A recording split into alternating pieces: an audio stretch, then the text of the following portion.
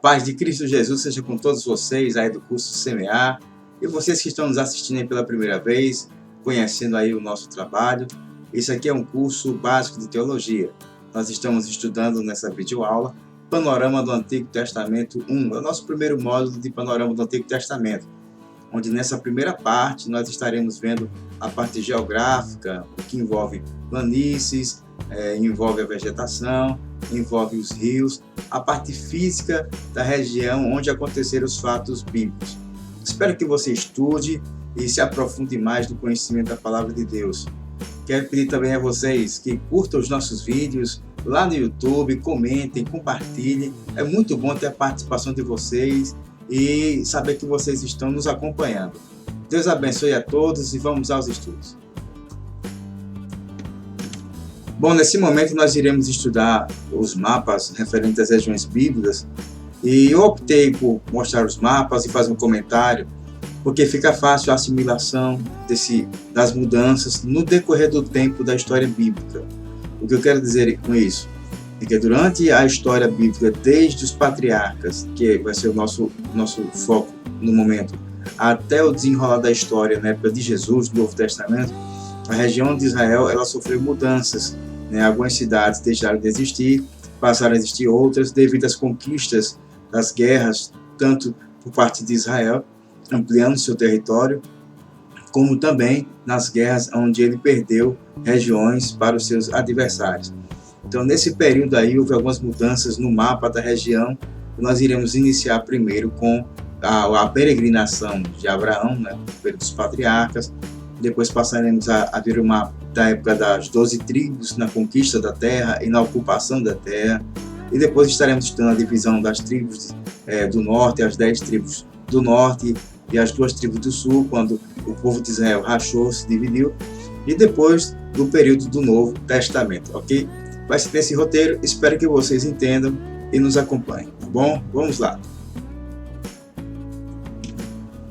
Bom, nós iremos iniciar nossos estudos de Panorama do Antigo Testamento, vendo nesse primeiro módulo de Panorama 1 do Antigo Testamento, a parte de geografia, a parte de relevo, de rios, vegetação e mapas, da gente se situar na região do Oriente Médio, e mais precisamente na região de Israel, onde aconteceram os fatos bíblicos narrados no Antigo Testamento e também no Novo Testamento. De maneira que eu peço que vocês prestem bem atenção, porque isso vai ser importante, que vai linkar com o conteúdo que nós iremos estudar em Panorama do Antigo Testamento 2, que lá nós iremos partir para a parte teológica, a teologia do Antigo Testamento. Então nós vamos ver a parte de relevo, rios, vegetação, nesse Panorama 1 do Antigo Testamento, e depois a parte teológica, o que há de teologia por trás do Antigo Testamento. Ok? Então vamos lá. Bem, nós temos aqui a parte do período patriarcal, iniciando com Abraão, na pessoa de Abraão, em Gênesis 12, está registrado o início da história de Abraão. Então nós temos aqui o roteiro de Abraão saindo de Ur dos Caldeus. Deixa eu dar uma ampliada aqui. Bom, aqui nessa ampliação nós temos a cidade de Ur dos Caldeus, bem à nossa frente, que foi onde Abraão vivia, quando Deus fala com ele para sair da terra dele, da parentela dele, e ir para uma terra que Deus iria mostrar. Então nós vemos ele saindo de Ur dos Caldeus, que é a região da Mesopotâmia. Essa região Mesopotâmia é chamada, tem esse nome porque Meso significa entre e Tamos, rios. Então nós temos aí Mesopotâmia, é uma região entre rios. E entre rios, como nós mencionamos no vídeo anterior, os rios Eufrates e o rio Tigre, que são rios mencionados em Gênesis 1, que é onde provavelmente ficava a região do Jardim do Éden. Então foi nessa região que começou a começar as primeiras civilizações. Tudo começou ali. Então é ali onde nós vemos a chamada de Abraão, e ele segue conforme essa seta vermelha, é o trajeto de Abraão. Ele vai para a Babilônia, da Babilônia ele segue subindo até o destino onde Deus estava o guiando. Então essas são as cidades que Abraão, na época Abraão percorreu. Arã, em Gênesis 17, vemos Deus falando com ele, né? De lá ele desce até a região de Damasco, Siquém, e depois ele vai para a região de Zoan, até chegar no Egito, né? Ele chega ao Egito e depois retorna e para em Berseba. Então esse aqui foi o roteiro de Abraão, desde a sua chamada até o seu final. Ele percorreu cerca de mais de 3.000 quilômetros, mas dando as suas paradas, as suas peregrinações, parava, acampava e depois continuava seguindo conforme a orientação divina.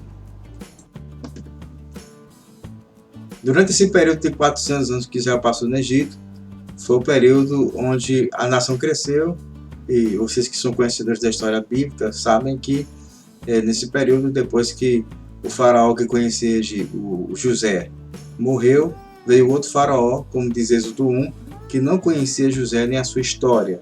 Ou seja, não que ele não conhecia a fama de José, mas era uma outra dinastia de faraós que estavam assumindo o trono. E eles não queriam permanecer com o povo de Israel, que estava crescendo e se fortalecendo, e passaram então a oprimir o povo. É nesse contexto que surge a figura de Moisés, o grande líder. E nesse período Deus prepara Moisés para uma grande missão, que é libertar o povo de Israel. Nesse período, o Egito era uma potência, uma das nações, um dos impérios mais fortes daquele primeiro período, onde nós encontramos eles sendo hábeis em construções, na ciência também. Era uma nação onde tinha muita, onde eles descobriram o papiro, né? O papiro, né? Que é uma planta que nasce às margens do rio Nilo, que foi a matéria-prima para se utilizar para se escrever, né? Nós estudamos isso em bibliologia. Então, a nação do Egito era uma nação próspera, porque ficava às margens do rio Nilo. Era uma nação que continha um grande potencial econômico e também científico. E foi nesse contexto onde Moisés surgiu e Deus levanta ele para tirar o povo do Egito.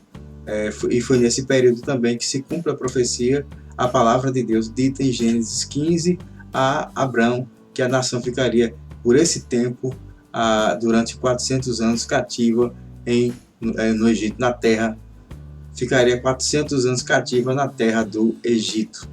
É nesse período então que Deus levanta Moisés, e através de Moisés se manifestam os sinais na terra do Egito, e com esses sinais, com a última praga, que foi a morte dos primogênitos, Deus liberta o seu povo da terra do Egito. E com grandes sinais e prodígios e maravilhas, Deus liberta o seu povo com mão forte, com mão poderosa. E aconteceu o fato, né, maravilhoso, né, e miraculoso, onde o Mar Vermelho se abriu. Essa abertura do mar é um dos grandes marcos da história bíblica, onde Israel passa pisando em terra seca. E isso aconteceu durante toda a noite, porque o texto nos diz que um vento abre as águas do Mar Vermelho e Israel passa durante toda aquela noite até chegar ao outro lado.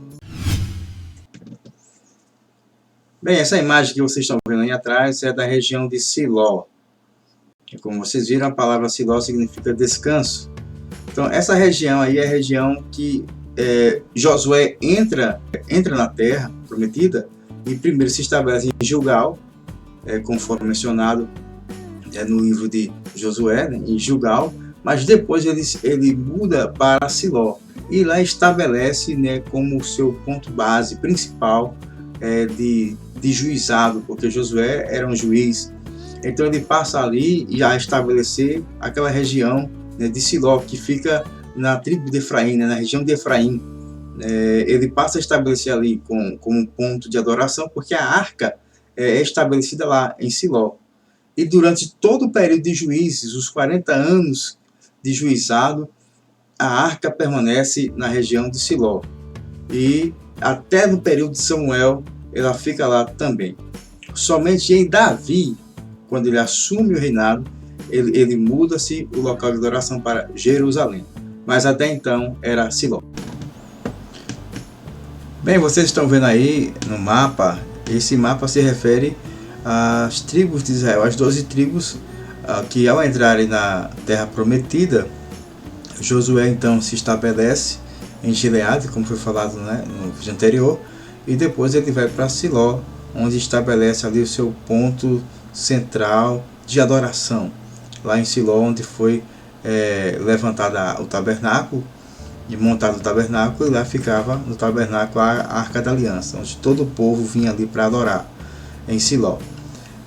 Josué depois então faz a divisão das tribos, e lá ele determina, conforme a orientação divina, a porção de cada tribo. Então nesse mapa você encontra aí, vou só dar aqui mostrar aqui a vocês, ó, a região de Simeão foi embaixo, Judá aqui também ao sul, essa parte de baixo é o sul e a parte de cima é o norte. Então sempre no mapa, nos mapas, qualquer mapa, a parte de cima é o norte e a parte de baixo é sempre sul. Então se nós vamos subir aqui para o norte, no norte nós temos a tribo de Azer, Naftali ou Naphtali, Zebulon, aqui tem Zebulão, né? Issacar, Manassés, tanto ficou de um lado do Rio Jordão como do outro lado, né?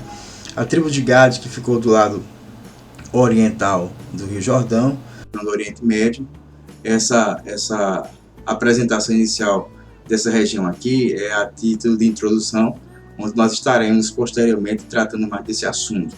Aqui acima você vê aqui a região da Síria, né? Essa região aqui é da Síria, né? A nação síria, e nós temos a sua capital, Damasco, que é citada na Bíblia algumas vezes, principalmente no Novo Testamento, quanto também vocês vão lembrar, vão associar mais quando Paulo foi de Jerusalém a Damasco, e lá ele se converteu no caminho.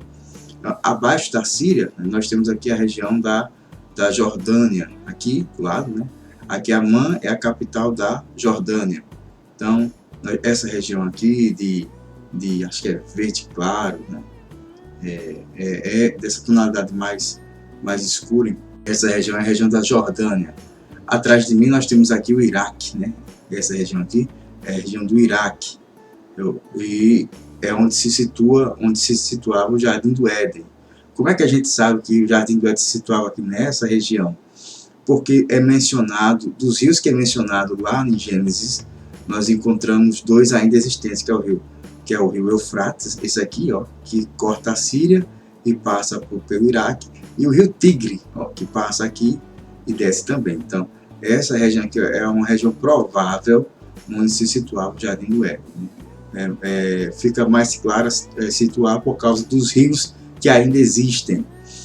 Você tem mais aqui embaixo a região do Egito. O Egito eu vou colocar de uma forma mais ampliada para a gente entender melhor essa parte.